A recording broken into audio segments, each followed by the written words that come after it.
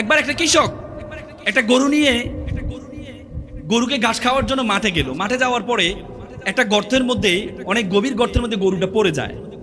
তো কৃষক চিন্তা করলো, এই গর্ত থেকে তো আমার গরুকে উঠাইতে পারবো না, সুতরাং গরু না খেয়ে মারা যাবে, বরং আমি মাটি ফেলে তাকে কবরস্থ করে ফেলি, এটাই তার জন্য ভালো হবে।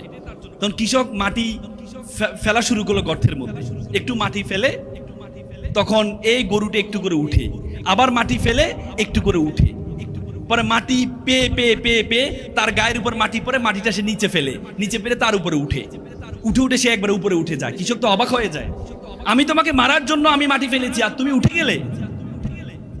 তখন সে গরু বলল, তুমি আমাকে মাটি ফেলেছো, আমি মাটিটা আমাকে গ্রহণ করে পায়ের নিচে রেখে আমি এটাকে একটা অবলম্বন হিসাবে আমি উপরে উঠেছি।